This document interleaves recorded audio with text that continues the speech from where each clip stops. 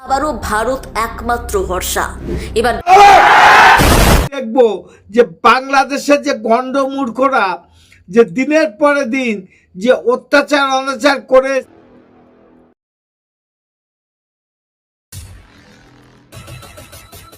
নমস্কার, আমি কৃষ্ণপদ অধিকারী।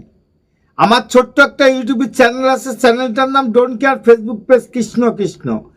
জানি না আমার কথাগুলো আপনাদের কাছে গ্রহণযোগ্য হবে কিনা জানি না, কিন্তু বিষয়টা হলো যে বাংলাদেশ ভারত বিদ্বেষী কর্মকাণ্ড দিনের পর দিন করে যাচ্ছে। সেটা বিগত দিনে আপনারাও দেখেছেন এবং সোশ্যাল মিডিয়ায় সেই জিনিসগুলো ভেসে উঠেছে।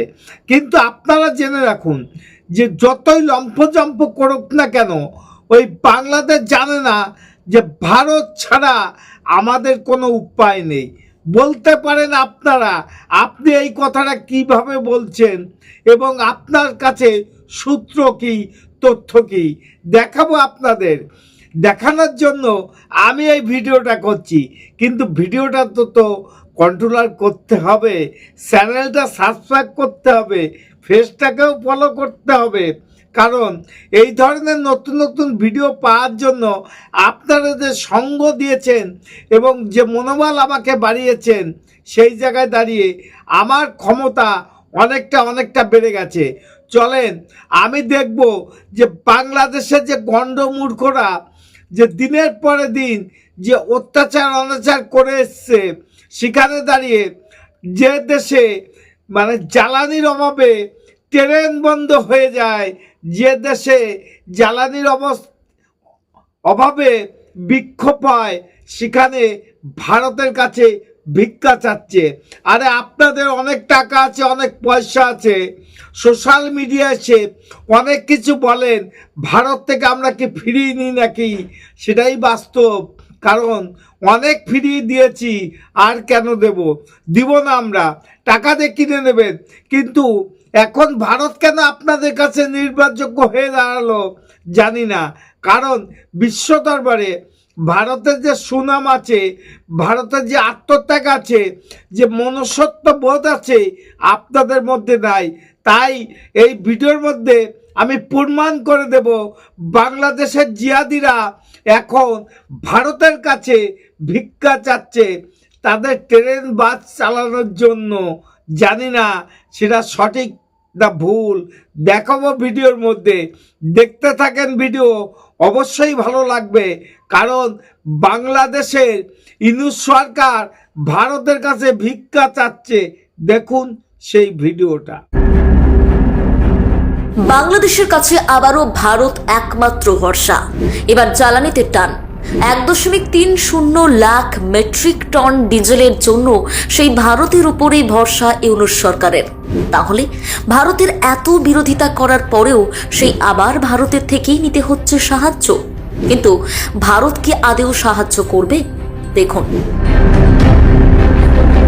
বাংলাদেশ বর্তমানে বড় ধরনের জ্বালানির সংকটের মধ্যে রয়েছে।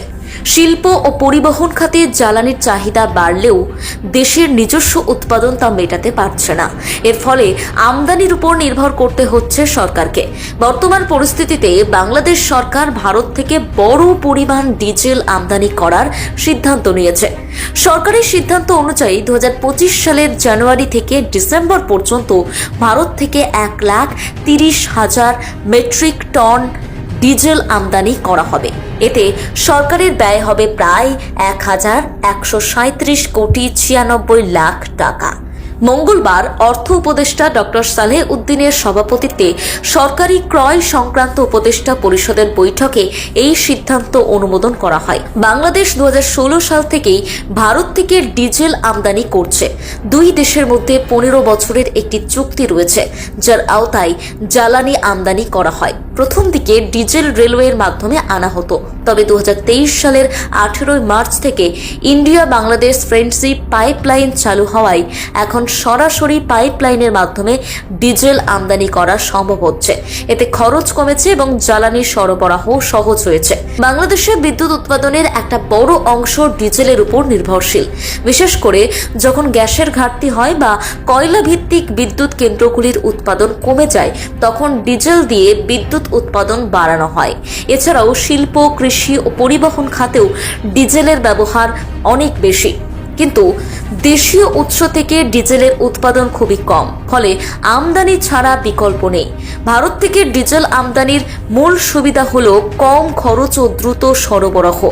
নুমালীগড় রিফাইনারি লিমিটেড থেকে সরবরাহ করা ডিজেল তুলনামূলকভাবে কম দামে পাওয়া যায় এবং পাইপলাইনের মাধ্যমে সহজে বাংলাদেশে আসতে পারে। এছাড়াও দুই দেশের মধ্যে দীর্ঘমেয়াদী চুক্তি থাকায় সরবরাহ নিয়ে বড় কোনো অনিশ্চয়তা নেই। বিশেষজ্ঞদের মতে আমদানির উপর নির্ভরশীলতা কমাতে হলে বাংলাদেশকে বিকল্প পথ খুঁজতে হবে। নবায়নযোগ্য জ্বালানি যেমন সৌরশক্তি এবং বায়ুশক্তির ব্যবহার বাড়াতে হবে। পাশাপাশি দেশীয় গ্যাস এবং তেল অনুসন্ধানেও গুরুত্ব দেওয়া প্রয়োজন। বর্তমান পরিস্থিতিতে জ্বালানি সংকট সামলাতে ভারত থেকে ডিজেল আমদানি করা বাংলাদেশের জন্য একটা গুরুত্বপূর্ণ পদক্ষেপ। জিয়াদি ভাইরা, ভারত এত খারাপ তোমাদের কাছে, তাহলে ভারতের কাছ থেকে কেন তেল কিনবে? পাকিস্তানে চলে যাও, তোমরা চীনে চলে যাও, কেন ভারতের কাছ থেকে তেল কিনবে? তোমাদের জ্বালাটা কোথায়? কারণ ভারতের কাছ থেকে তেল কিনলে তোমরা একটু মুনাফাটা বেশি পাও, তার জন্য ভারতকে তোমরা বেছে নিয়েছো। নির্লজ্জের মতন এই ইউনূস সরকার, একটা মৌলবাদী সরকার, ভারত বিরোধী যে কর্মকাণ্ডগুলো করে যাচ্ছে, সেখানে আজকে এই ভিডিও দেখার পরে বাংলাদেশের যে জিয়াদিরা আছে তারা মনে করবে না ভারত আমাদের পরম বন্ধু, ভারতের উপরে কোনো বন্ধু নেই। এটা যদি সত্য হয় তাহলে চ্যানেলটা সাবস্ক্রাইব করবেন, পেজটা ফলো করবেন। দেখেন, আমরা নিষ্ঠুর নয়, আমাদের মধ্যে মানবতা আছে, কিন্তু আপনারা সেই মানবতাকে গুরুত্ব দিচ্ছেন না। এটাই আমাদের ভারতবর্ষের দুর্ভাগ্য। কারণ আমরা পৃথিবীর মধ্যে সবার সঙ্গে মিলেমিশে থাকতে চাই।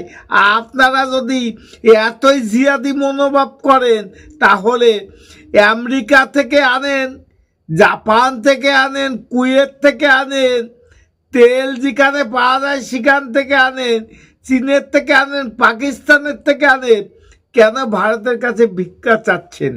জানি না আপনাদের অহংকার শেষ হবে কিনা। যদি শেষ হয় তাহলে আমার চ্যানেলটা সাবস্ক্রাইব করবেন, পেজটা ফলো করবেন। আগামী দিনে নতুন নতুন কোনো ভিডিও আনার জন্য একটু আশীর্বাদ করবেন।